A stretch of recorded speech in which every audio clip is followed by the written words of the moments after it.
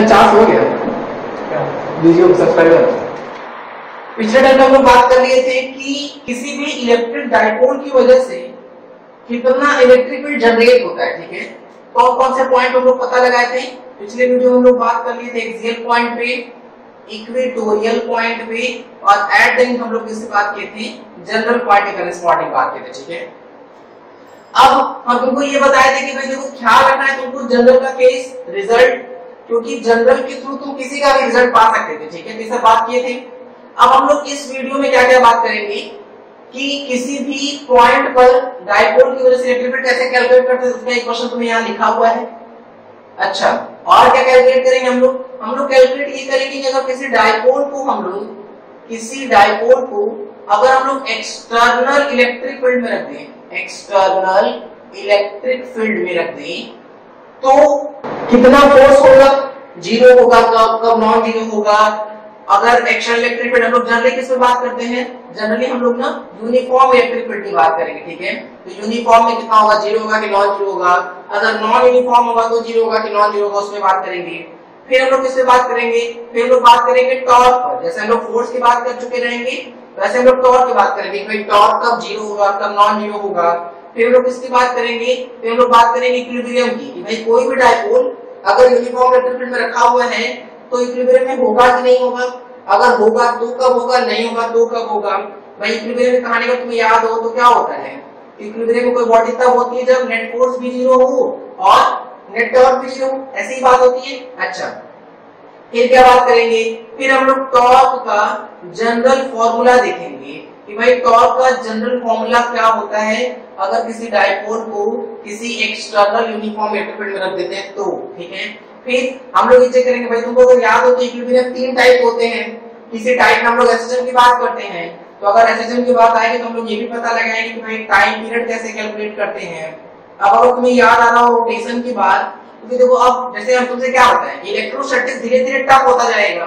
क्यों टफ होता जाएगा या क्यों टफ है, इसलिए टफ होता जाएगा या टफ इसलिए है क्योंकि कोई भी चैप्टर टफ करने का क्या तरीका होता है, या जेईई के एग्जाम की बात करें या किसी भी एग्जाम के करस्पॉन्डिंग की बात करें, अगर उनको बहुत टफ करना होगा क्वेश्चन को तो उसमें वो मल्टीपल चैप्टर फिक्स करेंगे। जैसे तुम देखो, अगर तुमको यहाँ पर टफ लगने लगा हो इन सब बातों से, तुम समझो क्या क्या बोले, हम टाइम पीरियड बोले तो ये एसएसएल चैप्टर की बात करें, हम टॉर्क की बात बोले तो हम रोटेशनल की बात कर रहे हैं, हम ये बोले कि बॉडी का इक्विलिब्रियम होगा तो हम रोटेशनल प्लस एनएलएम में चल रहे हैं।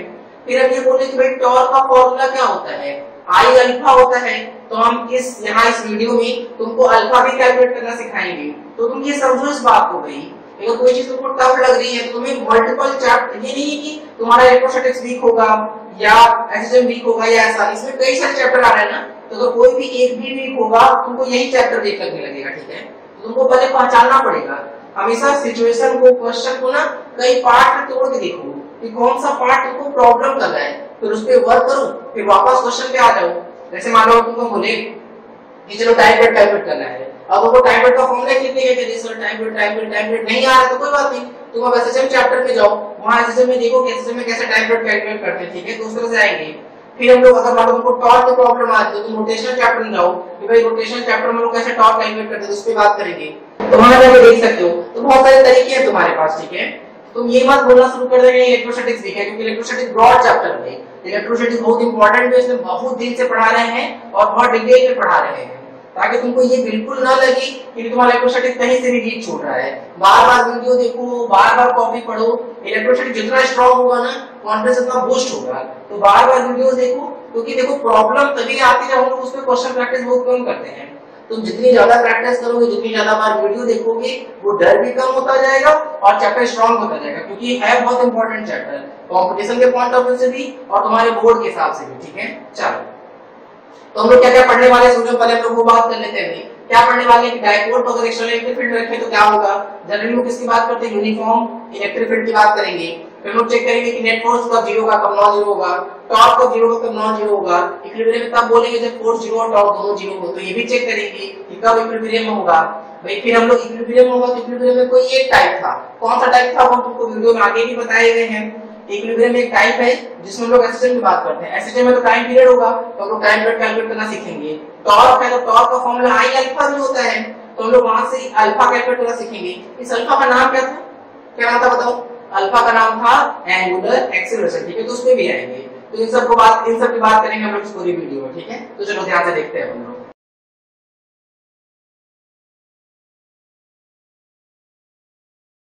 देखो यहाँ क्वेश्चन लिखे हुए हैं, उसी क्वेश्चन से स्टार्ट करते हैं। पिछले लेक्चर में जहां तक छोड़ भी गए थे, क्या छोड़ के गए थे भाई, कि किसी भी जनरल पॉइंट पर इलेक्ट्रिक फील्ड को कैसे कैलकुलेट करते हैं, ठीक है। देखो क्या तरीका था, देखो उसका सिंपल तरीका है। पहले ऐसा करो 2 मिनट के लिए वीडियो रोक के पहले क्वेश्चन अच्छे से ट्राई कर लो एकदम, ताकि तुमको पुरानी चीजें रिवाइज हो जाए। फिर ट्राई करने के बाद सुनना। भाई देखो दिमाग में लगाना कि हम लोगों को ए पॉइंट वेक्टर पूछा जा रहा है, डी डिस्टेंस है, डायपोल मोमेंट टी गिवन है। कोशिश करते हैं, क्या करो ना, इस डायपोल को ही ब्रेक कर दो, डायपोल को 2 पार्ट में तोड़ दो। एक डायपोल का कंपोनेंट इधर आएगा, इधर आएगा, कितना आएगा बोले, अगर हम इसको सही से देखें तो ये आ जाएगा P cos 37, यही आएगा क्या। अच्छा फिर इस डायपोल का हम लोग कंपोनेंट तोड़ रहे हैं, डॉटेड डॉटेड कर लेते हैं इसको। इसका एक कंपोनेंट इस साइड आ जाएगा, ऐसे ही इस साइड ऐसे आएगा कुछ। अच्छा कितना आएगा बोले, वो आ जाएगा P sin 37 आ जाएगा। अब इस पॉइंट को देखो, देखो वो किसी एक के लिए एक्सियल बन चुका होगा, किसी एक के लिए इक्वेटोरियल बना होगा। जैसे देखो इसके लिए एक्सियल बन गया कि नहीं। अच्छा ये डिस्टेंस कितना था, ये तो मिटा दिए, ये डिस्टेंस गिवन था, कितना था बताओ, d गिवन था। अच्छा चलो अब इसमें P cos 37 की बात करते हैं। cos 37 की वैल्यू कितनी होती है बताओ, cos 37 की वैल्यू 4/5, तो ये कितना आ जाएगा 4p/5। sin 37 की वैल्यू 3/5, तो ये कितना आ जाएगा 3p/5। चलो ध्यान देते हैं भाई, ये क्या है बोले, इस वाले के लिए ये इक्वेटोरियल बन गया कि नहीं, और इस P cos 37 के लिए एक्सियल बन गया कि नहीं। तो देखो एक्सियल वाले को पहले देखते हैं। एक्सियल वाले का फॉर्मूला क्या था बताओ, 2k। P की वैल्यू कितनी है, P की value 4p/5 upon r cube, r मतलब डिस्टेंस कितना d क्यूब, सही है क्या। अच्छा डायरेक्शन तुम्हें याद होना चाहिए कि भाई जिधर डायपोल मोमेंट का डायरेक्शन होता है उधर ही इलेक्ट्रिक फील्ड डायरेक्शन आता था, तो वो क्या आ जाएगा j कैप आ जाएगा, ठीक है। अच्छा अब इसके लिए ये इक्वेटोरियल बन गया कि नहीं, तो अगर हम लोग इक्वेटोरियल कैलकुलेट करें तो देखना, देखो ये इधर ये परपेंडिकुलर डिस्टेंस क्या फॉर्मूला था, kp/r3। तो k p की वैल्यू कितनी है बताओ, p की वैल्यू है 3p/5 अपॉन डिस्टेंस कितना d3, सही है। अच्छा इक्वेटोरियल में जिधर डायपोल मोमेंट होता था उसके अपोजिट इलेक्ट्रिक फील्ड आता था, तो ये क्या आ जाएगा माइनस ऑफ i कैप हो जाएगा, तो माइनस आगे लगा लेंगे, ठीक है।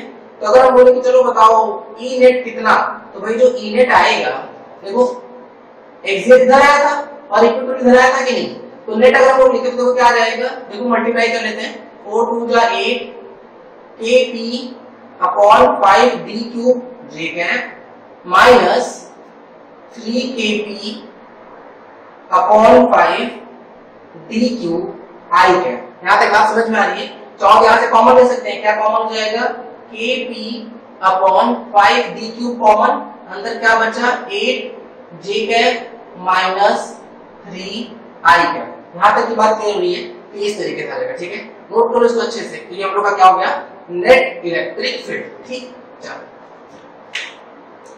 अच्छा अगर मान लो दिमाग में आ रहा है इसका मैग्नीट्यूड निकाल सकते हैं क्या, बोले बिल्कुल मैग्नीट्यूड निकाल लो। अगर मैग्नीट्यूड निकालना है तो E नेट इक्वल्स टू भाई दोनों परपेंडिकुलर है, √a² + b² plus 2 cos theta, तो cos 90 की वजह से 0 हो जाएगा, तो केवल a² + b² बचेगा। ये पोर्शन कॉमन होगा तो रूट से तो बाहर ही आ जाएगा, तो पोर्शन बाहर आके क्या बनेगा यहाँ पे, ये तो रहेगा kp/5 d क्यूब रहेगा ही, ठीक है। आप देखना इसमें अगर हम इधर ध्यान दें तो क्या आ जाएगा, रूट होगा इसका स्क्वायर 64, इसका स्क्वायर 9, तो 64 प्लस 9 ऐड कर देंगे दोनों को, तो कितना आ जाएगा 73 आ जाएगा, तो 73 आ जाएगा, तो वैल्यू आ जाएगी कितनी kp, मैग्नीट्यूड निकालना है इसका kp√73/5 d क्यूब, ठीक है। तो कुछ ऐसे जाना होगा। ये वाला एंगल भी कैलकुलेट कर सकते हैं क्या, बोले हाँ। अगर मान तुम इसको अल्फा मान रहे हो तो हम लोग लिख सकते हैं क्या बताओ, हम लोग लिख सकते हैं tan अल्फा इक्वल, देखो ये वाला कंपोनेंट, अच्छा ये कंपोनेंट कौन सा है, तो बोले ये तो एक्सियल वाला है, E axial upon E equatorial, तो देखो tan अल्फा तो ये एक्सियल, तो ये वाला भी एक्सियल और अपॉन इक्वेटोरियल, तो परपेंडिकुलर अपॉन बेस कर देंगे तो E axial upon E equatorial divide कर देंगे तो एंगल भी आ जाएगा, ठीक है। तो इस तरीके से तो ये एंगल कितना हो जाएगा बोले 90 माइनस अल्फा कर लेंगे। ठीक, नोट कर लो। देखो इसका कुछ भी निकाल दो, देखो मैग्नीट्यूड निकाल लिए, डायरेक्शन निकाल लिए, वेक्टर फॉर्म में भी लिख लिए, तो तुम्हें ख्याल रखना है इस तरह का क्वेश्चन कभी भी आएगा तो हमेशा डायपोल का एक कंपोनेंट दो। तो जिस पॉइंट पे पता करना है ना वो पॉइंट किसी के लिए एक्सियल बन जाएगा और किसी के लिए क्या बन जाएगा, इक्वेटोरियल। चलो नोट कर लो इसको अच्छे से एकदम। अब इस पे का क्वेश्चन और देते हैं, देखना सुनना ध्यान से। मान लो कि ऐसे लिखा हुआ है इस तरह से कुछ, देखना कि भाई ये राम लोग का डायपोल P, ठीक, और अब जो पॉइंट है ना वो खुद ही किसी एंगल पर है। ये एंगल दे दिया हम लोग को कितना 53 डिग्री, 53 डिग्री, और ये पॉइंट है A, ठीक, और जो ये डिस्टेंस है ये डिस्टेंस है स्मॉल d। तो अगेन वही क्वेश्चन है कि find electric field at point E, ठीक है, find electric field at point E। ऐसा करो 2 मिनट के लिए वीडियो रोक लो अच्छे से एकदम और क्वेश्चन ट्राई कर लो फटाफट। फिर ट्राई करने की बात सुनना।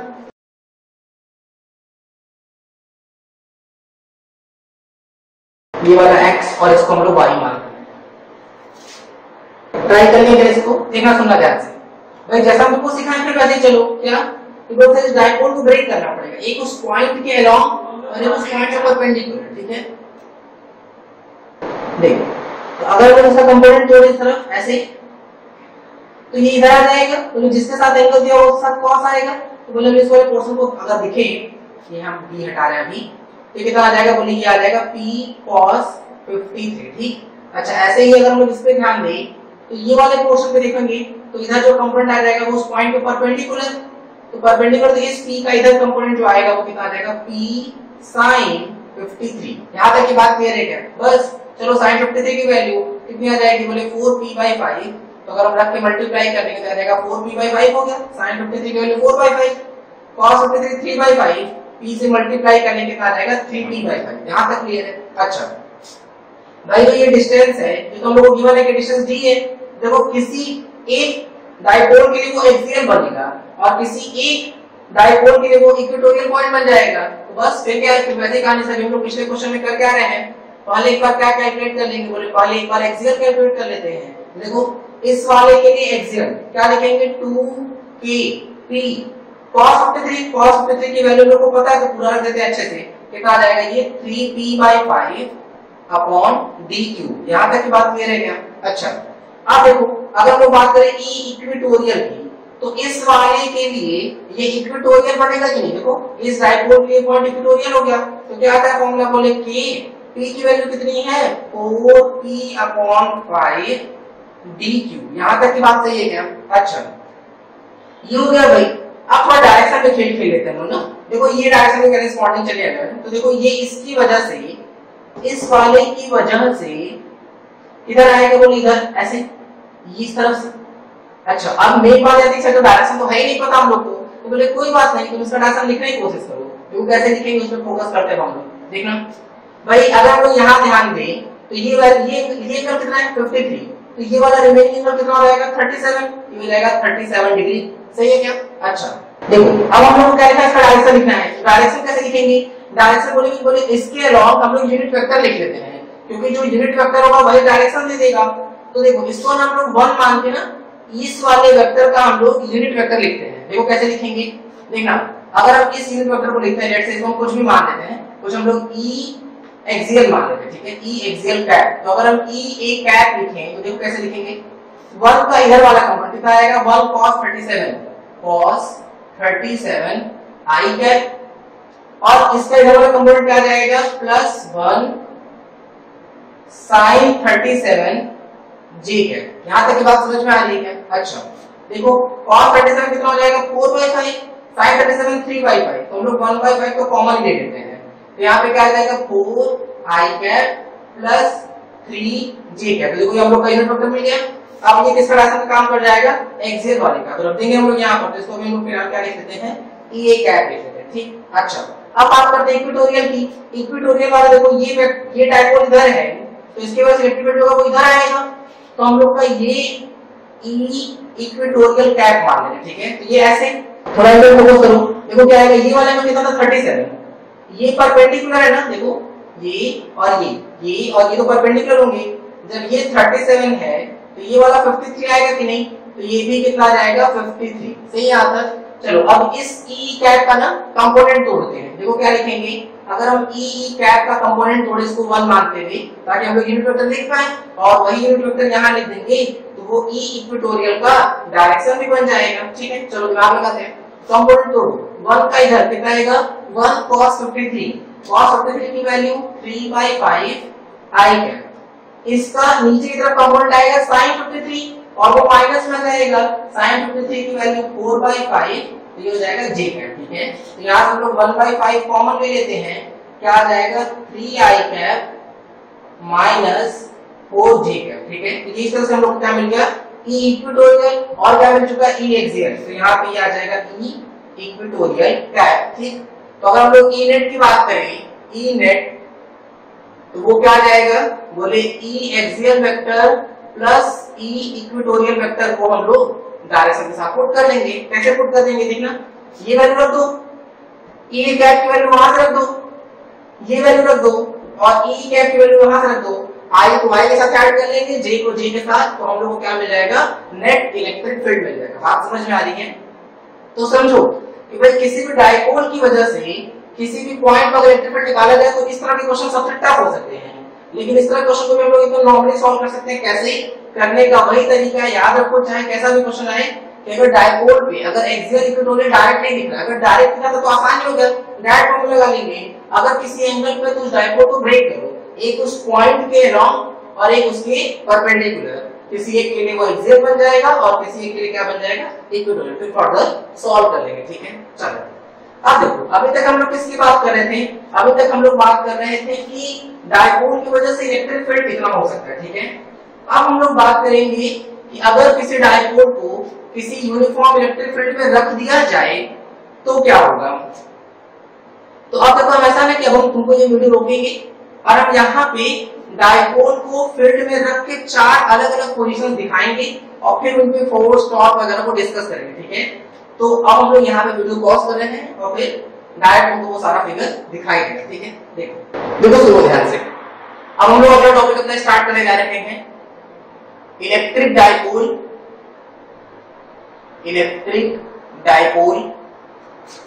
इन अ यूनिफॉर्म इलेक्ट्रिक फील्ड। ठीक है, अभी हम लोग यूनिफॉर्म इलेक्ट्रिक फील्ड की बात कर रहे हैं, यूनिफॉर्म इलेक्ट्रिक फील्ड।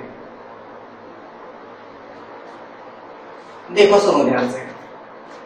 अच्छा, यूनिफॉर्म इलेक्ट्रिक फील्ड का मतलब क्या हुआ है, यूनिफॉर्म इलेक्ट्रिक फील्ड का मतलब ये हुआ कि इलेक्ट्रिक फील्ड का न तो मैग्नीट्यूड बदल रहा है और न ही डायरेक्शन बदल रहा है। ठीक है, देखो यहाँ पे लाइंस एकदम एक दूसरे से इक्वल डिस्टेंस में बनाने की कोशिश किए हुए हैं। तो देखो E मैग्नीट्यूड सब सेम, सबका डायरेक्शन प्लस x की तरफ है। ठीक है, तुम अगर इन चारों फिगर में सही से मार्किंग करो, लेट्स हम इसको मार्क कर लेते हैं, ये figure A, figure B, figure C और फिगर D। ठीक है, ध्यान देना, इन चारों फिगर को पहले लोग ऑब्जर्व करते हैं। ठीक है, सिचुएशन अकॉर्डिंग टू नंबरिंग चलना। जैसे अभी देखो डाइपोल को हम लोग ऐसे रखे +q -q, फिर देखो हम इस डाइपोल को हल्का सा टिल्ट कर दें, जैसे ऐसे था तो फिर इस डाइपोल को ऐसे लेके आगे, देखो डाइपोल ऐसे घुमा दिए, फिर अब इस डाइपोल को और घुमा रहे हैं ऐसे, देखो ऐसे था, थोड़ा और घुमा दिए, फिर थोड़ा और घुमा दिए तो D हो गया, मतलब थोड़े से ज्यादा घुमा दिए इसको एक्चुअली में। तो देखो ये A, फिर B, फिर C, फिर D। देखो अगर इसको +q मान के चलो, देखना +q -q, फिर +q -q, फिर +q -q और फिर +q -q। ठीक है, C से D में हम थोड़ा ज्यादा घुमा दें ताकि हम तुमको इन चारों सिचुएशन को डिस्कस कर सके। ठीक है, ध्यान देना दो थोड़ा। अगर अभी ख्याल रखो, दिमाग में हमेशा बैठा के रखो कि हम लोग किसकी बात कर रहे हैं, तो हम लोग यूनिफॉर्म इलेक्ट्रिक फील्ड की बात कर रहे हैं। ठीक है, पहले हम लोग बात करते हैं किसकी, A की। देखना तो भाई इस +q, अच्छा फोर्स का फॉर्मूला क्या होता है, फोर्स का फॉर्मूला Q × E होता है कि नहीं। अगर हम पॉजिटिव चार्ज अकॉर्डिंग चल रहे हैं तो प्लस चार्ज पर उधर ही फोर्स होता है, इधर इलेक्ट्रिक फील्ड होता है, और अगर नेगेटिव चार्ज अकॉर्डिंग चली तो इलेक्ट्रिक फील्ड के जस्ट अपोजिट फोर्स लग जाता है। तो पॉजिटिव चार्ज है तो इस पर इलेक्ट्रिक फील्ड डायरेक्शन में फोर्स लगेगा, तो अगर हम लोग प्लस के मान में यहां लिख ले रहे हैं तो इस पर जो फोर्स लगेगा वो कितना लगेगा, Q × E, electric field direction लगा कि नहीं, सही। अच्छा यहां देखोगे तो नेगेटिव चार्ज पर इलेक्ट्रिक फील्ड के अपोजिट लगेगा, मैग्नीट्यूड तो चार्ज का मैग्नीट्यूड वही है, इलेक्ट्रिक फील्ड का मैग्नीट्यूड वही रहा कि नहीं? तो तुम देखो इस पर क्यों किधर लगा, इधर, इस पर क्यों किधर लगा, इधर। तो इस सिचुएशन में हम लोगों को नेट फोर्स 0 मिल गया कि नहीं? F net 0। अभी किस सिचुएशन की बात कर रहे हैं? ए सिचुएशन की बात की, ठीक है। चलो अगले पे आते हैं, बी सिचुएशन। बी पे फिर से वही बात, वही पॉजिटिव चार्ज पर इलेक्ट्रिक फील्ड के डायरेक्शन में फोर्स लगेगा, तो इसके डायरेक्शन में फोर्स लगा दिए, कितना हो गया? बोले Q into E हो गया, ठीक है। अच्छा, नेगेटिव चार्ज पर, तो नेगेटिव चार्ज पर फील्ड के अपोजिट फोर्स लगेगा, मैग्नीट्यूड चार्ज और इलेक्ट्रिक फील्ड का वही है, तो QE यहाँ पे भी लगेगा, बस डायरेक्शन क्या हो जाएगा? इलेक्ट्रिक फील्ड के अपोजिट हो जाएगा। अगर तुम ध्यान से देखो तो फिर से मैग्नीट्यूड सेम और डायरेक्शन अपोजिट है, तो हम लोग अगेन यहाँ पर बोल सकते हैं क्या कि जो F नेट है वो अगेन 0 है, किस केस में? बी वाले केस में। यहाँ तक की बात क्लियर है? अच्छा, चलो अब सी पर बात करते हैं। भाई फिर पॉजिटिव चार्ज पर फील्ड के डायरेक्शन में फोर्स लगेगा कितना? QE। नेगेटिव चार्ज पर फील्ड के अपोजिट फोर्स लगेगा कितना? QE। तो इन दोनों देखो, QE इधर, QE इधर, तो जो नेट फोर्स है F नेट, उसकी वैल्यू कितनी आ गई बताओ? 0 आ गई कि नहीं? नेट फोर्स 0, ठीक है। यहाँ ध्यान दो। अच्छा, इस प्लस Q पर फोर्स कितना लगेगा? इधर, कितना? QE। इधर क्यों? क्योंकि इलेक्ट्रिक फील्ड डायरेक्शन में फोर्स लगता है। अच्छा, इस माइनस Q पर कितना लगेगा? बोले इलेक्ट्रिक फील्ड के अपोजिट, कितना? बोले QE। तुम फिर से देखो, दोनों का डायरेक्शन अगेन अपोजिट हो गया कि नहीं? QE और QE मैग्नीट्यूड सेम है, तो इस केस में अगेन हम लोग बोल सकते हैं क्या कि जो नेट फोर्स है उसकी वैल्यू कितनी हो जाएगी? 0। किस केस में? डी वाले केस में, ठीक है। तो ये सी केस में था। तो अगर तुम ध्यान देते हो तो इसका मतलब लोग क्या सीखे? देखो, डाइपोल चाहे ऐसे रखा हो या ऐसे रखा हो या ऐसे रखा हो या फिर ऐसे रखा हो, हर केस में नेट फोर्स 0 है कि नहीं? सही बात है। तो इसका मतलब कि हम लोग के लिए यहाँ मेन पॉइंट यही आएगा। पहले इसको एकदम अच्छे से नोट कर लो, और हम लोग मेन पॉइंट यहाँ लिखना शुरू कर रहे हैं। सबके साथ लिख लेना कि F नेट 0 आ रहा है। आप देखो ये बात लिख रहे हैं, if a electric dipole is placed in a uniform electric field,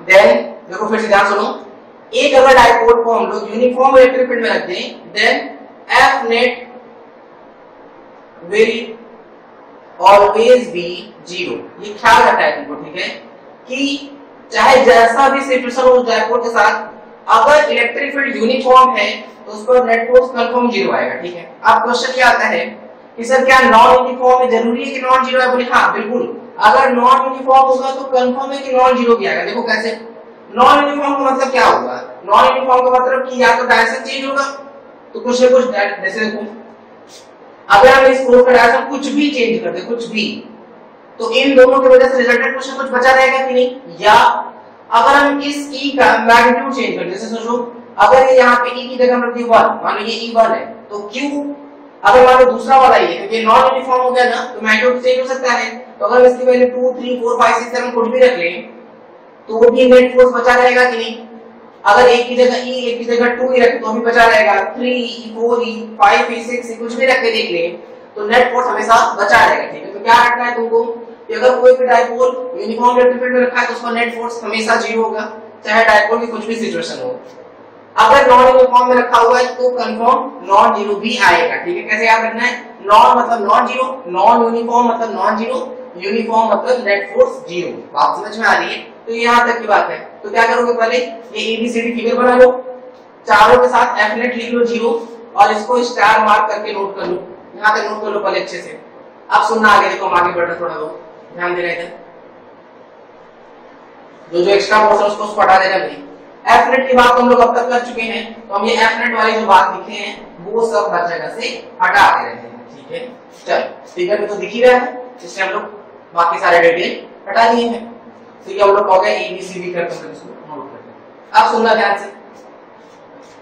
अब भाई बात ये आती है कि क्या ये बॉडी बोलना सही है, क्या ये इलेक्ट्रिक डाइपोल इक्विलिब्रियम में होगा? क्वेश्चन ये सोचो पहले, 2 मिनट की वीडियो रोको अच्छे से, और तुमको सोचना ये है कि क्या डाइपोल इक्विलिब्रियम में होंगे कि नहीं। ये 11th वाली बात है, ठीक है। रोक के पहले वीडियो सोचो अच्छे से। अब सुनना, भाई इक्विलिब्रियम कब होता था याद करो, तुमको हम एनएलएम के साथ सिखाए थे कि अगर, या तुम्हें याद हो तो न्यूटन का फर्स्ट लॉ भी यही था कि कोई भी बॉडी रेस्ट में होगी या मोशन में होगी जब तक उस पर कोई एक्शन फोर्स न लगा रहे हो, मतलब इक्विलिब्रियम में होगा अगर एफ नेट क्या हो 0। यही कंडीशन है क्या, ये कोई और भी कंडीशन होती है? इक्विलिब्रियम के लिए केवल यही कंडीशन है, कोई और भी कंडीशन होती है बताओ?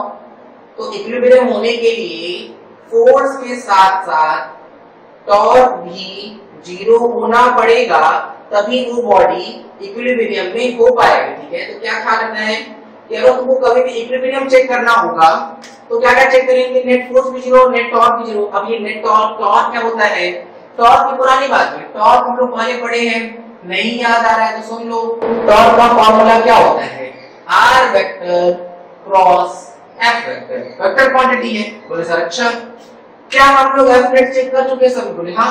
नेट फोर्स तो सब में 0 है। बोले हाँ सर सही बात है। अब पता ये चल जाए कि नेट टॉर्क 0 है कि नहीं, अगर नेट टॉर्क की कहानी पता चल जाएगी तो हम लोग फिर एकदम इजीली बोल पाएंगे जिस सिचुएशन में टॉर्क 0 हो गया वो डायपोल कंफर्म इक्विलिब्रियम होगा। कैसे? बोले एफ नेट तो सब पे 0 है, जिस पे टॉर्क भी 0 आ गया वो डायपोल निश्चित तौर पर इक्विलिब्रियम में होगा। चलो चेक करते हैं एक बार, ध्यान देना सब, ध्यान अच्छे से। तो एक तरीका क्या है, एक तरीका ये है कि हम बार बार आर क्रॉस एफ लगाएं। आर क्रॉस एफ देखो, जैसे यहाँ पे मिड पॉइंट मार्क किए हुए हैं जहां पर ऐसे, तो तुम ना इस मिड पॉइंट के करेस्पॉन्डिंग सोचो बार बार, या तो तुम फॉर्मूला लगाओ, अगर 0 आ गया तो ठीक, नॉन 0 आया तो फिर इक्विलिब्रियम में नहीं है। या एक और तरीका क्या है, एक और तरीका ये है कि याद रखो भाई टॉर्क करता क्या है, टॉर्क जो होता है वो रोटेट करने के काम में आता है। मतलब अगर किसी बॉडी पर टॉर्क नॉन 0 होगा तो वो उस बॉडी को घुमा रहा होगा। किसी भी बॉडी पर अगर वो रोटेट कर रही है तो कंफर्म टॉर्क नॉन 0 है। उल्टा बोलो तो भी सही है कि अगर टॉर्क नॉन 0 है तो कंफर्म वो बॉडी रोटेट करती होगी। ठीक है, यहाँ तक देखते हैं एक बार, सुनना। देखो जिस एक्सिस के अबाउट टॉर्क नॉन 0 आएगा ना, उसी एक्सिस के अबाउट बॉडी रोटेट करेगी। यहाँ इतना डिटेल की जरूरत नहीं है, यहाँ बस तुम ये चेक कर लो कि क्या डायपोल घूम रहा होगा। अगर डायपोल घूम रहा होगा तो टॉर्क नॉन 0 जाएगा, अगर डायपोल घूम नहीं रहा होगा तो टॉर्क 0 होगा। ठीक है, देखो सुनो, दिमाग लगाते हैं। देखो इसको पॉजिटिव चार्ज मान लो, इसको नेगेटिव चार्ज। ठीक है, देखना तो अगर मान लो इस पॉजिटिव चार्ज पे फोर्स इधर लगा ऐसे, और इस नेगेटिव चार्ज फोर्स इधर लगा अब हमारी तरफ, तो देखो इस पे फोर्स लगा इधर, इस पे फोर्स लगा इधर, तो देखो ये डायपोल ऐसे घूम जाएगा कि नहीं? देखो फिर से देखो, इसे फोर्स लगा इधर तो ये आगे जाने की कोशिश करेगा और ये हमारी तरफ आने की कोशिश करेगा, तो देखो ये ऐसे घूम जाएगा इस तरह से। तो इसका मतलब ये तो घूम जा रहा है, तो इस केस में जो टॉर्क नेट है वो तो नॉन 0 आएगा। अभी हम तुमको बताएं अगर कोई बॉडी घूम रहा है तो टॉर्क नॉन 0, घूम नहीं रहा है तो टॉर्क 0 उस एक्सिस के अबाउट। ठीक है, चलो देखना। अब इस पे आओ, ऐसे रखा हुआ, इससे फोर्स लगा इधर, इस वाले फोर्स लगा इधर, तो अगर तुम फोर्स को ऐसे लगा इधर और इधर तो ये ऐसे चलना शुरू कर देगा कि नहीं, इस तरह से। तो ये फोर्स किधर खींच रहा है इधर, और ये वाला किधर खींच रहा है इधर, तो दोनों ऐसे से खींच रहा हूं इस तरह से। अरे ढक्कन नया अलग हो गया, मतलब ऐसे अलग तो नहीं ना होगा। देखो सुनो कैसे, भाई इसमें फोर्स इधर लग रहा है कितना, QE, इस पे इधर कितना लग रहा है QE, तो QE कैंसिल कर देगा और इन दोनों फोर्स की वजह से तो ये तो कहीं भी नहीं जाएगा। इसका मतलब बॉडी ये रुका भी रहेगा, नहीं रोटेट करेगा। इसका मतलब इस पर जो टॉर्क नेट है वो क्या आ जाएगा, 0 आ जाएगा। ये बात समझ में? फिर देखते हैं इस C पे आओ। भाई C पे देखो ये नेगेटिव चार्ज ना, ये फोर्स लगा इधर, ये वाला फोर्स लगा इधर, तो अगर ऐसे फोर्स लगेगा तो ये ऐसे घूम जाएगा। देखो ऐसे, ये वाला किधर जाएगा इधर और इधर जाएगा उधर, तो देखो ये ऐसे घूम जाएगा।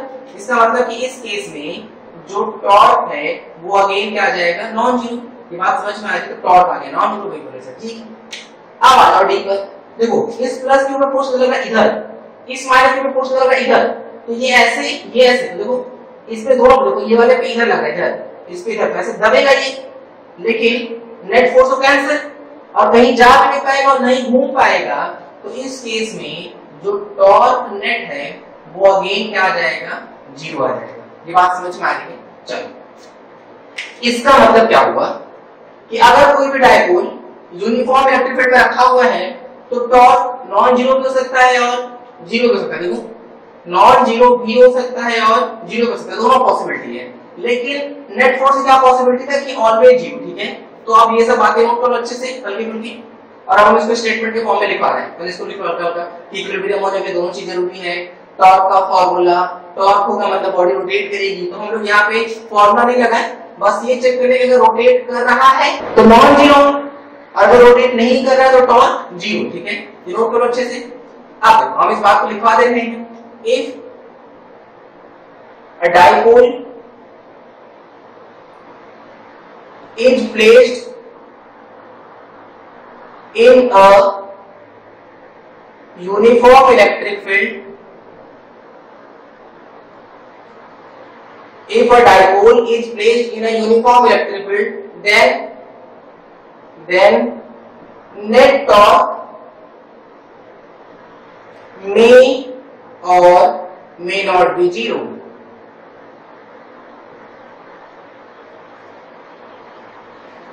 देखो पहले सुन लो क्या लिखा गया है। अगर कोई डायपोल को रखा जा रहा है एक यूनिफॉर्म इलेक्ट्रिक फील्ड में, तो जो नेट टॉर्क होगा वो जीरो हो भी सकता है और नहीं भी हो सकता है। ठीक है, तो दोनों पॉसिबिलिटी रख लेते हैं भाई, नोट करो इसको। चलो अब ये बताओ कि कौन सा सिचुएशन इक्विलिब्रियम का है और कौन सा सिचुएशन इक्विलिब्रियम में नहीं है। पहले ये बताओ। देखो क्या था इक्विलिब्रियम का मतलब, इक्विलिब्रियम में कोई चीज तब होता है, कोई भी सिस्टम तब होगा जब उस पर नेट फोर्स भी जीरो और नेट टॉर्क भी जीरो हो। तो ये बताओ कि ए बी सी डी में से कौन सा सिचुएशन है जो इक्विलिब्रियम में है और कौन सा है जो इक्विलिब्रियम में नहीं है। Which of the following is in equilibrium,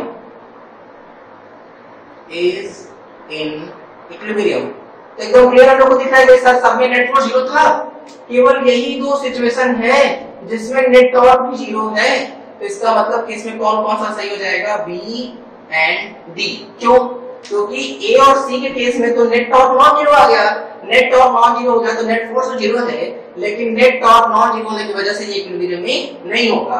तो हम लोग आगे किसकी बात कर रहे हैं, बी और डी की बात करेंगे। ठीक है, तो हम लोग ए और सी को हटा रहे हैं यहाँ से, देखना इसको भी लिख लो स्टार पॉइंट करके, which of the following is in equilibrium, तो बी एंड डी। अब हम लोग बात करेंगे किसकी, बी और डी की। चलो दिमाग लगाते हैं। अच्छा ये बताओ कि इक्विलिब्रियम तो हो गया, ये बात तो हम लोग को समझ में भी आ गई कि भैया ये इक्विलिब्रियम में है। अब क्वेश्चन ये आता है कि किस तरह का इक्विलिब्रियम, मतलब क्योंकि इक्विलिब्रियम कितने टाइप होते हैं बताओ, टोटल 3 टाइप। कौन कौन सा, अगर हम फर्स्ट की बात करें तो पहला कौन सा होता है बताओ, स्टेबल इक्विलिब्रियम। ठीक है, स्टेबल इक्विलिब्रियम, ये सब बात कर चुके हैं बहुत पहले भाई। सेकंड अनस्टेबल इक्विलिब्रियम, इस चैप्टर में भी हम लोग इसकी बात किए थे, अनस्टेबल इक्विलिब्रियम। थर्ड हम लोग बात किए किसकी, न्यूट्रल इक्विलिब्रियम। ठीक है, अगर मान लो तुमको इक्विलिब्रियम के बारे में नहीं याद आ रहा है तो हम ऊपर आई बटन पे एक वीडियो का लिंक दे रहे हैं और डिस्क्रिप्शन में भी तुमको वो लिंक मिल जाएगा, तो तुम वहां जाकर डिटेल में अच्छे से देख लो कि पहले इक्विलिब्रियम क्या होता है, फिर इस वीडियो में कंटिन्यू करना। ठीक है, तो देखो 3 टाइप होते हैं, कौन कौन सा, स्टेबल इक्विलिब्रियम, अनस्टेबल इक्विलिब्रियम और न्यूट्रल इक्विलिब्रियम। यहां तक की बात क्लियर हो रही है, तो देखना भाई। देखो इक्विलिब्रियम में ना 3 पॉसिबिलिटी हो सकती है, वो स्टेबल भी हो सकता है, अनस्टेबल भी हो सकता है और न्यूट्रल भी हो सकता है। तो पता किस चलता है, तो पता चलता है उसको डिस्टर्ब करने से। डिस्टर्ब करने से अगर वापस वही उसी पोजीशन पे आ जाता है तो स्टेबल इक्विलिब्रियम होगा, अगर वो किसी और पोजीशन पे चला जाता है तो अनस्टेबल होगा। न्यूट्रल का हुआ जब तुम जहां छोड़े हो वहीं रुका रहता है। ठीक है, तो न्यूट्रल, अनस्टेबल और स्टेबल में ये डिफरेंस होता है। अच्छा और कुछ बात समझ सकते हैं क्या, तो बिल्कुल हम ये समझ सकते हैं कि स्टेबल इक्विलिब्रियम के केस में ना हम लोग किसकी बात करते हैं, एसएचएम की बात करते हैं। ठीक है, तो आगे जाके हम लोग इसका एसएचएम भी करवाएंगे और टाइम पीरियड भी कैलकुलेट करवाएंगे। तो पहले हम लोग ये सोचते हैं कि बी और डी में से कौन है जो स्टेबल में है, कौन सा अनस्टेबल में और कौन सा न्यूट्रल में हो सकता है। ठीक है, चेक करते हैं एक बार, देखना बात करते हैं इसमें भाई। देखो सुनो क्या करने को हम बोले, पहले डिस्टर्ब करो, मतलब उसको उसकी पोजीशन से हल्का सा हटा दो। तो हम लोग इसको इसकी पोजीशन से हल्का हटाते हैं, ये यहाँ पे जैसे था इसको हम थोड़ा सा डिस्टर्ब कर देते हैं। अच्छा किस तरफ डिस्टर्ब करो, बोले किसी की तरफ डिस्टर्ब करो, बस चेक ये करना है तुमको कि जहां था वापस वहीं आ पा रहा है कि नहीं। ठीक है, देखो पहले कैसे था, स्लाइड पे रखा हुआ था। ठीक है, तो हम इसको हल्का सा ऊपर लेके चले जा रहे हैं। देखो कैसे, इधर की तरफ हम इसको ऊपर चले गए तो ये हो गया हम लोग का प्लस क्यू, और इधर की तरफ हम इसको लेके आ गए तो ये हम लोग का क्या हो गया, माइनस क्यू। ठीक, चलो लेकिन ऐसा मत सोचना भाई कि डायपोल बड़ा हो गया, ऐसे थोड़ा हम लेंथ उसका ज्यादा कर दिए हैं। ठीक है, चलो हम लोग कितना डिस्टर्ब किया, लेट्स से इसको हम लोग कुछ एंगल घुमा दें, कितना, लेट्स से थीटा। चलो इसमें ध्यान दो एक बार, इसमें फोर्स कितना लगेगा, क्यू इस साइड, ये पॉजिटिव चार्ज, और इस पर नेगेटिव चार्ज, इसलिए इसके जस्ट अपोजिट इलेक्ट्रिक फील्ड का अपोजिट फोर्स लग गया। ऐसे फोर्स लगेगा तो ये इधर, ये इधर, तो ये इधर आना चाहेगा कि नहीं, ऐसे ऐसे आ जा। अब सोचो, अब इस केस में इधर फोर्स लग गया है, वो फोर्स एक दूसरे को कैंसिल कर देंगे। तो तुमको ऐसा लग सकता है कि सर ऐसे था, धीरे धीरे ऐसे ऐसे आया, तो इस केस में तो टॉर्क जो नेट फोर्स भी तो आगे नहीं आना चाहिए, लेकिन जाएगा। क्यों बताओ, क्योंकि जब ये पार्टिकल इस फोर्स की वजह से ऐसे नीचे आया था तो कुछ ना कुछ वेलोसिटी अटेन कर चुका होगा कि नहीं, ये भी और ये वाला भी। तो उस वेलोसिटी की वजह से ऐसे होने के बाद ना ये अपनी वेलोसिटी की वजह से ऐसे जाएंगे। ठीक है, जब अपनी वेलोसिटी की वजह से ऐसे जाएंगे, थोड़ी देर बाद की सिचुएशन देखो तुमको कुछ ऐसे दिखाई देगी कि यहाँ पर हो जाएगा हम लोग का कौन, -q, और यहाँ पे हो जाएगा कौन, +q। ठीक है, तो इस पर फोर्स इधर लगेगा, इधर कितना, QE, इस पर भी इधर लग जाएगा इलेक्ट्रिक फील्ड के अपोजिट QE। तो अब सोचो ऐसे होगा, इधर फोर्स लगेगा तो ये वापस ऐसे यहां से हो जाएगा। फिर अगेन वही बात कि यहाँ पर नेट फोर्स भी नेट टॉर्क जो, लेकिन वेलोसिटी अटेन कर चुका होगा, फिर थोड़ा सा ऊपर जाएगा। फिर ऐसे सिचुएशन, फिर ऐसे, तो ये ऐसे ऐसे ऐसे ऐसे करना शुरू कर देगा, और धीरे धीरे धीरे धीरे धीरे धीरे धीरे डैम ऑपरेशन करते हुए यहाँ रुक भी सकता है। ठीक है, तो इसका मतलब ये हुआ कि ये ऐसे करके वापस वहीं रुका। देखो ऐसे तो तुमको दिख ही गया, ऐसे ऐसे ऐसे कर ही रहा था, वो टू एंड फ्रो मोशन कर रहा है इसके अलावा।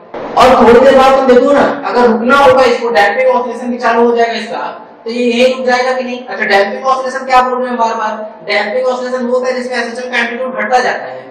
पहले सोचो बड़ा बड़ा एम्पलीट्यूड था ऐसे ऐसे करके, तो सोचो बड़े बड़े एम्पलीट्यूड के बाद धीरे धीरे धीरे धीरे कम होते होते होते होते होते होते कहां रुकेगा, अपने उसी इक्विलिब्रियम पोजीशन में रुक जाएगा कि नहीं। देखो जहां था वहीं आ गया, तो ये किस तरह का इक्विलिब्रियम हो गया, ये हो गया हम लोगों का स्टेबल इक्विलिब्रियम। यहां तक की बात समझ में आ रही है। और इस केस में हम लोग साफ साफ एग्जांपल भी देख लेंगे किसका, बताओ ऐसे चलेगा। तो हम लोग आगे जाके इसमें क्या कैलकुलेट करेंगे, टाइम पीरियड वगैरह भी कैलकुलेट करेंगे। ठीक है, चलो आते हैं डी पर। जैसा कुछ यहाँ किए वैसा यहाँ करने की कोशिश करते हैं, क्योंकि ये इक्विलिब्रियम में है तो चेक करते हैं भाई क्या करना है। तो बोले जैसे वहां किए तो वैसे सेम करो। क्या है कि भाई -q और +q हम लोग हल्का सा डिस्टर्ब करते हैं। देखो सुनो, देखना किस तरह डिस्टर्ब करो, किसी तरह डिस्टर्ब कर सकते हैं। तो मान लो इधर डिस्टर्ब कर दिए, ये हो गया आप लोग का -q चार्ज, और ये हो गया कौन, +q चार्ज। ठीक है, बताओ इसका फोर्स कितना लगेगा, इलेक्ट्रिक फील्ड के अपोजिट इधर लग गया, कितना, q × e। इस पर इलेक्ट्रिक फील्ड का डायरेक्शन फोर्स लग जाएगा कितना, q × e। यहां तक की बात समझ में आ रही है। देखो ये है नेगेटिव चार्ज, ये है पॉजिटिव चार्ज, इसे फोर्स लग गया इधर, इस वाले फोर्स लग गया इधर, तो ये ऐसे घूमना शुरू हो जाएगा कि नहीं, ऐसे घूमेगा। बोलो देखो ऐसे घूमना शुरू हो जाएगा, ऐसे ऐसे ऐसे ऐसे घूमेगा। तुम देखो जिधर तुम छोड़े हो, इधर से छोड़े हैं, मतलब लोग यहाँ पे था और इसको हम लोग ऐसे हल्का से डिस्टर्ब किए हैं। जब हम इसको ऐसे हल्का से डिस्टर्ब किए हैं तो इसको वापस नहीं जाना चाहिए था, किसके लिए, स्टेबल इक्विलिब्रियम होने के लिए। लेकिन ये कहीं और जाना शुरू कर दिया कि नहीं, वहीं रुक जाना चाहिए था, किसके लिए, न्यूट्रल के लिए। लेकिन अगर वो वापस उसी पोजीशन पे ना आके या उसी पोजीशन पे ना रुक के कहीं और जाना शुरू कर देता है, तो वो किसका एग्जाम्पल बन जाता है, अनस्टेबल इक्विलिब्रियम का एग्जांपल बन जाता है। तो देखो ये कैसा इक्विलिब्रियम हो जाएगा, अनस्टेबल, जबकि ये कैसा इक्विलिब्रियम था, स्टेबल इक्विलिब्रियम। ठीक है, तो तुम्हें क्या ख्याल रखना है, हम तुम्हें क्या सिखा रहे हैं। देखो बी और डी के बारे में हमको भी नहीं पता था, तो तुम्हें ख्याल रखना है। तुम क्या चेक कर सकते हो सबसे आसानी से, नेट फोर्स और नेट पावर चेक कर सकते हो हमेशा, वो चेक कर लो। अगर दोनों जीरो है तो इक्विलिब्रियम होगा। अब किस तरह का इक्विलिब्रियम होगा, ये क्वेश्चन पूछा जाता है, तो हम लोग को उसको उसकी पोजीशन से डिस्टर्ब करना पड़ता है। अगर वो अपने उसी पुरानी पोजीशन पे आ जा रहा है तो स्टेबल इक्विलिब्रियम, कहीं और जा रहा है तो अनस्टेबल इक्विलिब्रियम, और जो तुम डिस्टर्ब करके जहां छोड़ रहे हो वहीं रुका रहे तो वो न्यूट्रल इक्विलिब्रियम बनेगा। ये बात समझ में आ रही है। चलो अब हम लोग देखो आगे बढ़ रहे हैं इस पर। चलो अब हम तुमको पिछले बार दिखा रहे थे कि भाई देखो टॉर्क जो था उसको हम लोग फॉर्मूले से कैलकुलेट नहीं किए थे, उसको हम लोग कैलकुलेट कैसे किए थे, डायरेक्ट चेक करके कि भाई चेक कर लो, अगर बॉडी घूम रही होगी तो टॉर्क नॉन जीरो होगा, और अगर नहीं घूम रही होगी तो टॉर्क जीरो होगा। लेकिन ये तो सही तरीका नहीं था, तो हम लोग को फॉर्मूला भी चाहिए किसी क्वेश्चन को करने के लिए। ठीक है, क्योंकि अब हम लोग टाइम पीरियड और एंगुलर एक्सेलरेशन कैलकुलेशन पे आने वाले हैं। ठीक है, तो चलो फोकस करते हैं एक बार। अब बात आती है, वही मान लेते हैं कि यूनिफॉर्म इलेक्ट्रिक फील्ड है कैपिटल ई, हम एक डाइपोल को रख दिए यहाँ पे। ठीक है, डाइपोल ऐसे इस तरह से कुछ, यहाँ पे है -q और यहाँ पर हम लोगों का +q। ठीक है, ये वाला जो एंगल है थीटा, तो निश्चित तौर पर ये एंगल भी क्या होगा, थीटा होगा। बोले हाँ सर सही बात है। अब मेन कहानी जो है ना, वो हम लोग टॉर्क कैलकुलेट करना चाहते हैं कि अगर किसी भी जनरल डाइपोल को हम लोग किसी यूनिफॉर्म इलेक्ट्रिक फील्ड में रखें तो टॉर्क कितना होगा। ठीक है, तो हेडिंग टाइप का लिख लो, टॉर्क ऑन अ या on an electric dipole in a uniform electric field. ठीक है, ध्यान देना हम लोग क्या कैलकुलेट करना चाहते हैं, हम लोग टॉर्क कैलकुलेट करना चाहते हैं इलेक्ट्रिक डाइपोल पर, अगर वो किसमें रखा हो, इलेक्ट्रिक फील्ड में रखा हो, यूनिफॉर्म इलेक्ट्रिक फील्ड में। ठीक है, अच्छा लेंथ गिवन है क्या, बोले हाँ लेंथ इसका गिवन है। लेट्स से ये वाला लेंथ है कि L और ये भी L है। ठीक है, मतलब ये तुम समझ गए अच्छे से कि भाई ये क्या है, मिड पॉइंट है। ठीक है, बोले सर सही है।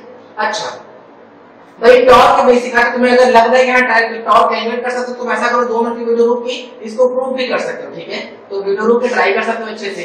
अब देखना सुनना, टॉर्क इक्वल्स टू होता है क्या, r क्रॉस है। जहां तुमको लगेगा ना कि अब इस स्टेप के बाद कर सकते हो, तुम जरूर वीडियो पॉज करके उसको ट्राई करना।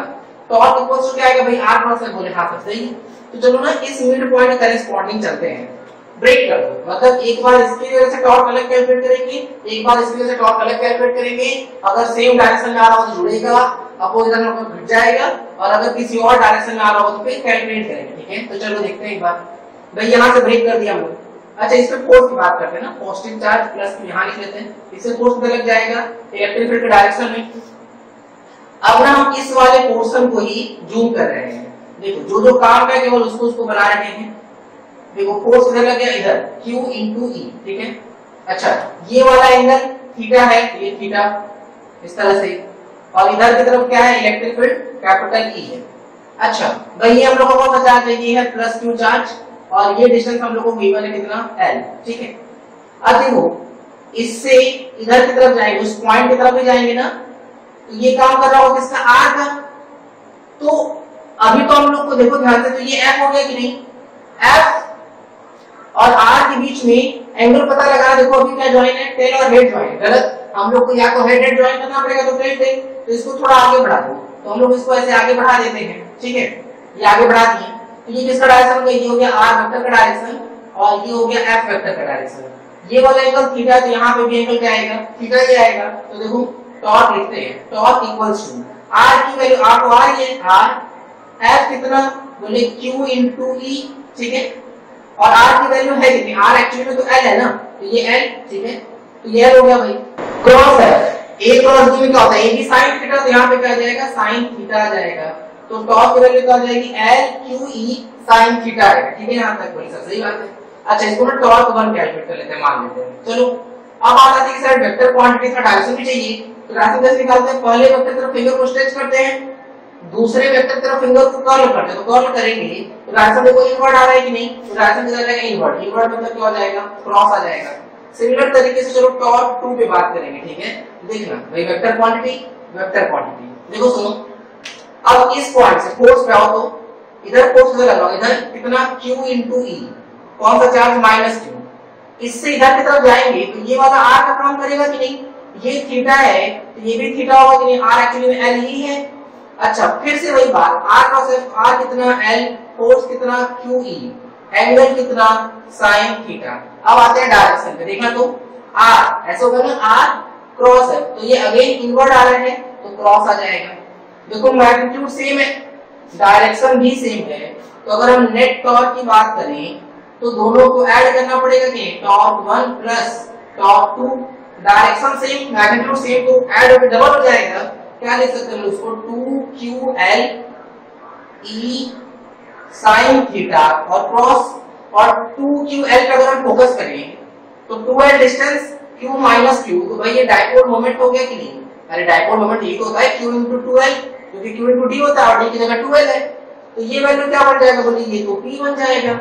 तो ये हुआ कितना, तो बोले अगर इसको लिखें तो जो टॉर्क नेट आया वो P sin थीटा, क्रॉस आ गया कि नहीं, ये हम लोग को क्या मिल गया, ये हम लोगों को मिल गया टॉर्क नेट। ठीक है, अच्छा अब बात आती है कि सर चलिए इसको वेक्टर फॉर्म लिखने की कोशिश करते हैं।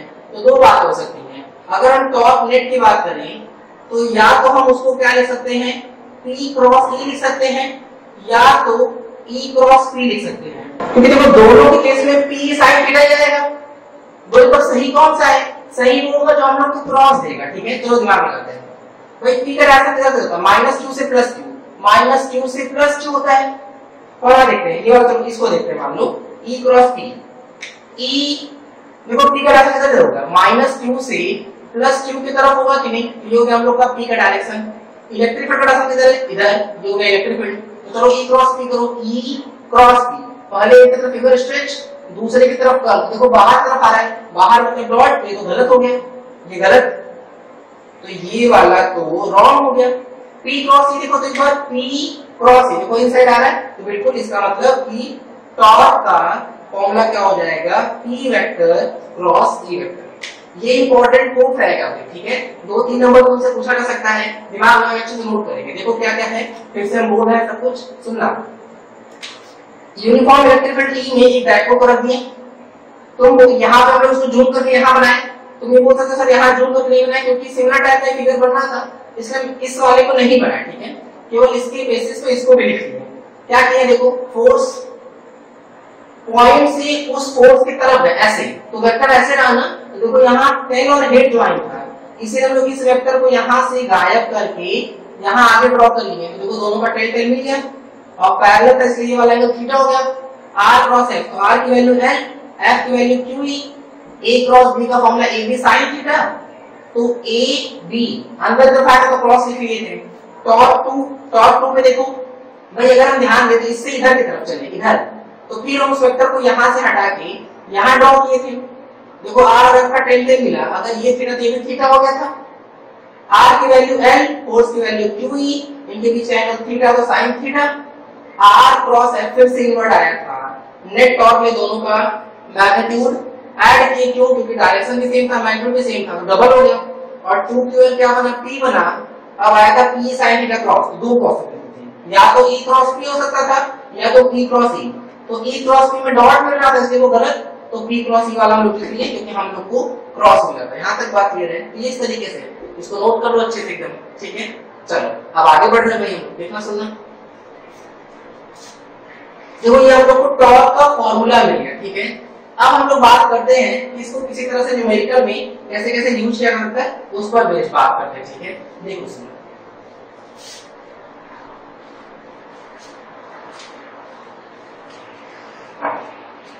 क्वेश्चन देखना भाई, हम टॉर्क का फॉर्मूला लिख देते हैं। ठीक है, torque equals to p vector cross e vector. ठीक है, अब इसी पर बेस हम लोग बात करेंगे। ठीक है, सुनना क्या बोल रहे हैं कि मान लो कि हमारे पास यूनिफॉर्म इलेक्ट्रिक फील्ड है, uniform electric field let's say capital E। ठीक है, uniform electric field capital E, और यहाँ एक डाइपोल रख रहे हैं।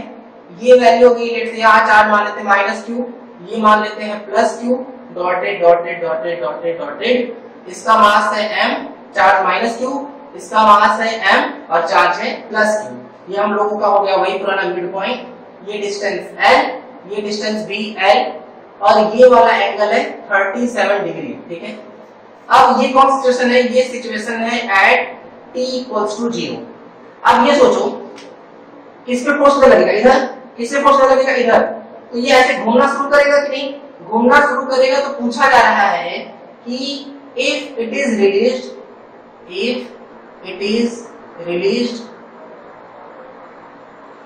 then find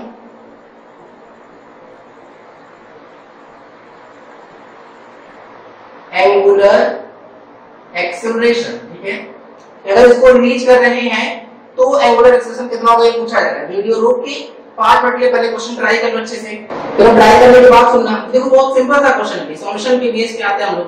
देखो सॉल्यूशन की बात करते हैं, पहले दिमाग लगाते हैं भाई, इस -q पे फोर्स लगा इधर, इसे फोर्स लगा इधर, सही है क्या? चलो टॉर्क की बात करते हैं। टॉर्क के लिए ना फॉर्मूला है हम लोग के पास, तो p सोचो तो p किधर से होगा? -q से +q, ऐसे -q से +q। तो देखो ये ऐसे बन जाएगा, ये हो गया हम लोग का p। इलेक्ट्रिक फील्ड किधर हो गया? इधर, तो ये हो गया हम लोग का इलेक्ट्रिक फील्ड E हो गया p। इसके बीच का एंगल कितना? 37 डिग्री। फॉर्मूला लगाओ, p की वैल्यू क्या लिखेंगे बताओ? p की वैल्यू जाएगी 2ql, e की वैल्यू तो e है, एंगल कितना? थीटा, मतलब एंगल कितना? 37, तो यहाँ पे हो जाएगा sin 37। sin 37 की वैल्यू 3/5 मल्टीप्लाई कर लेंगे तो देखो क्या आ जाएगा 6QEL अपॉन 5। देखो 3 2 6 अपॉन 5 EQL, ठीक है। अच्छा ये तो टॉर्क की वैल्यू तो भी।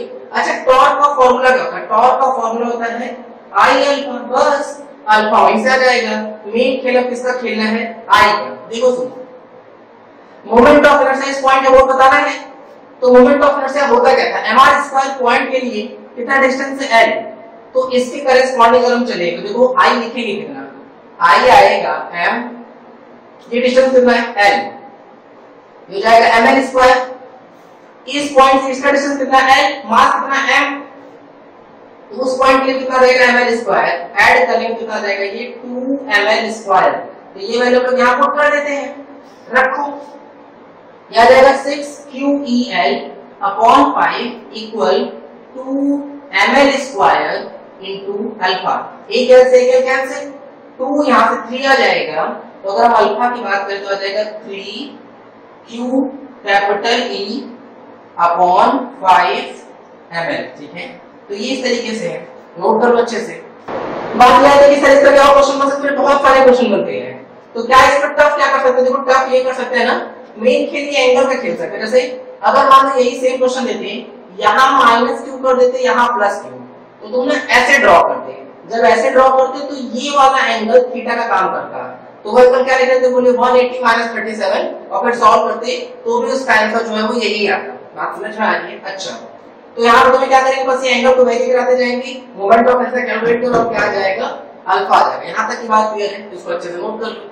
चलो अब भाई इस टॉर्क वाली बात को रहने दे रहे हैं। अब क्वेश्चन ये पूछा जा रहा है कि अभी तुमको समझाए थे कि भाई इसमें एक केस आया था जिसमें स्टेबल इक्विलिब्रियम था।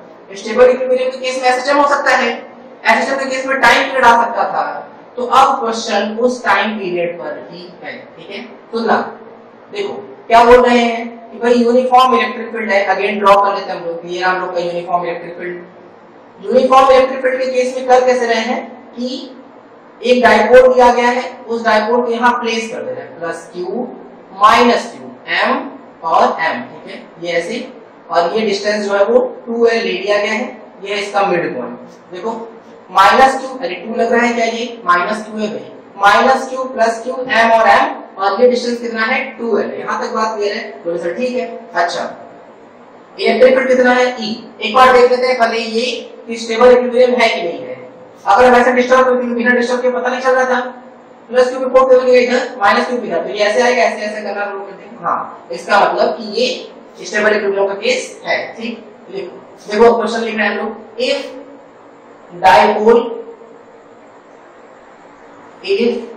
Dipole is slightly disturbed, if dipole is slightly disturbed, then find time period of oscillation, ठीक है। अब हम लोग को टाइम पीरियड बताना है, इसको हम लोग स्लाइटली डिस्टर्ब कर दे रहे हैं, ठीक है। चलो ट्राई करो पहले भाई, फिर से वही बात कि 5 मिनट के पहले वीडियो रोक एकदम अच्छे से, और क्वेश्चन ट्राई कर लो पहले सब लोग, फिर ट्राई करने के बाद ही सुनना। देखो भाई हम लोग इसका सॉल्यूशन के करेस्पॉन्डिंग चलते हैं कि कैसे इसको सॉल्व करेंगे। देखो स्लाइटली डिस्टर्ब करने का एंगल मतलब क्या हो जाएगा, अगर स्लाइटली डिस्टर्ब करने का मतलब जो थीटा होगा ना वो बहुत स्मॉल होगा, थीटा वेरी स्मॉल, और अगर कभी भी थीटा बहुत छोटा होगा, थीटा क्या है, तो थीटा ये देखो दोबारा फिगर बनाना सब लोग, ठीक है। क्वेश्चन के बाद सॉल्यूशन के लिए ना इसको भी फिगर में ड्रॉ करना दोबारा से अच्छे से। सॉल्यूशन देखो क्या हो रहा है, बोले डाइपोल को यहां से हटाएंगे और इसको हम लोग ऐसे हल्का सा बना देंगे, ये हो गया हम लोग का -q और ये हो गया +q, और ये वाला एंगल क्या हो गया थीटा, ठीक है। अच्छा थीटा अगर वेरी स्मॉल होता है तो शायद तुमको पता हो, नहीं पता है तो इसको नोट करो अच्छे से, क्या कि sin थीटा की वैल्यू लगभग थीटा, tan थीटा की वैल्यू भी लगभग थीटा लिख लेते हैं, और cos थीटा की वैल्यू जो होती है वो लगभग 1 हो जाती है, ठीक है। अगर तुमको नहीं पता कि कैसे होता है तो हम किसी और वीडियो में इस बारे में पूरी डिटेल में बात करेंगे कि थीटा स्मॉल होने पर sin थीटा कैसे बन जाता है, tan थीटा कैसे बनता है, cos थीटा 1 कैसे बनता है। ठीक है, फिलहाल इस क्वेश्चन के बस इतना समझ लो इसको। अच्छा क्या करेंगे भाई, टाइम पीरियड ऑफ ऑसिलेशन निकालना होगा तो तुमको देखो सर सिखाया कि टाइम पीरियड कैसे कैलकुलेट करते हैं, नहीं सिखा तो देखो तुमको बता देते हैं। देखो दो चीज हो सकती है, या तो तुमको फोर्स कैलकुलेट करना आता हो या तो तुमको टॉर्क कैलकुलेट करना है। ठीक है, जैसे इस केस में बॉडी ऐसे से रोटेट कर रही होगी ना, तो इस केस में क्या डिफाइन करेंगे, टॉर्क। तो नेट फोर्स तो 0 था ही, ये तो हम लोग पहले ही बात कर चुके हैं। तो ध्यान दो टॉर्क पर, टॉर्क का क्या आया था वैल्यू, P sin थीटा हुआ था कि नहीं, P cos ही था ना। तो थीटा अगर वेरी स्मॉल होगा तो हम लोग sin थीटा को क्या लिखेंगे, थीटा लिखेंगे। तो टॉर्क आएगा क्या, P टाइम्स थीटा होगा कि नहीं, यहां तक बात क्लियर है क्या। अच्छा देखो अब कैसे करेंगे भाई, उसमें बात करते हैं। देखना सुनना, देखो दो तरह की चीजें हैं हम लोग को सिखा रहे हैं। अगर मान लो कभी फोर्स लिखा हुआ मिला तो कैसे करेंगे, अगर कभी टॉर्क लिखा हुआ मिला तो कैसे करेंगे। ठीक है, दोनों बातों को ना अच्छे से समझ के चलना है हम लोगों को। देखो अगर तुमको कभी भी फोर्स मिला तो वो समथिंग माइनस ऑफ एक्स आना चाहिए, इस तरह के फॉर्म का बनना चाहिए। तो हम लोग फोर्स को क्या लिख लेंगे, एम ए। तो ए को क्या लिखेंगे, माइनस के बाई एम इंटू एक्स लिखेंगे। तो फिर ए को कंपेयर करते हैं, किसके साथ कंपेयर करते हैं, माइनस ओमेगा स्क्वायर एक्स के साथ कंपेयर करते हैं। तो देखो ये एक्स एक्स ए माइनस माइनस, तो के बाई एम ओमेगा स्क्वायर का काम करेगा कि नहीं, तो ओमेगा स्क्वायर के बाई एम, तो ओमेगा किसका काम करेगा, रूट के बाई एम का। और फिर ओमेगा को हम लोग क्या लिख लेंगे, 2 पाई अपॉन टी लिख लेंगे। तो यहां से हम लोगों को टी की वैल्यू मिल जाएगी कितनी, 2 pi under root M by K, M by K. ठीक है, अच्छा अब देखो सिमिलर तरीके से यहां बात करते हैं। जब टॉर्क होता है ना तो torque something minus of constant, या उसको ना सी बोलते हैं कई बार। ठीक है, टॉर्शनल कांस्टेंट बोलते हैं, माइनस सी थीटा टाइप मिलेगा। फिर टॉर्क क्या लिखते हैं, टॉर्क को समथिंग आई अल्फा टाइप लिखते हैं। फिर अल्फा को क्या लिखते हैं, minus of C by I theta. फिर अल्फा को कंपेयर कर लेते हैं माइनस ओमेगा स्क्वायर थीटा के साथ। तो ये omega square C by I, तो ओमेगा स्क्वायर बनेगा सी बाई आई। तो जब ये सी बाई आई हो गया ओमेगा स्क्वायर, तो ओमेगा क्या आ जाएगा, root over C by I.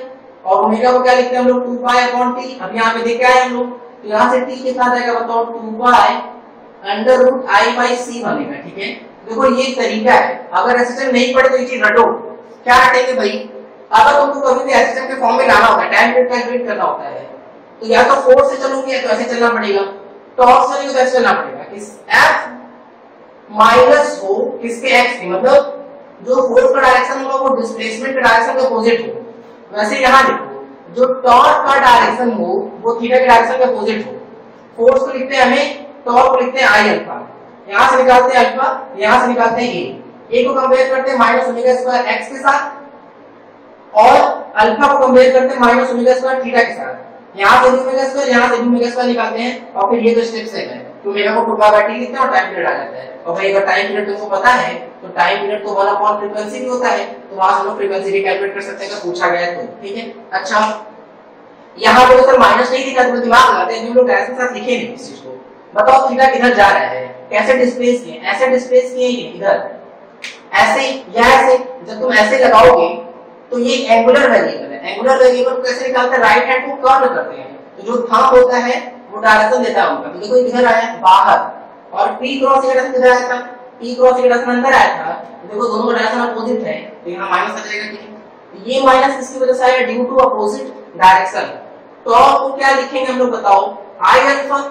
तो अगर इसका मास दिया हुआ, इसका मास है m और इस वाले का भी मास m है, ये मास तो गिवन नहीं है। तो देखो यहां से अल्फा कितना आएगा बताओ, माइनस पी अपॉन आई टाइम्स थीटा हुआ कि नहीं।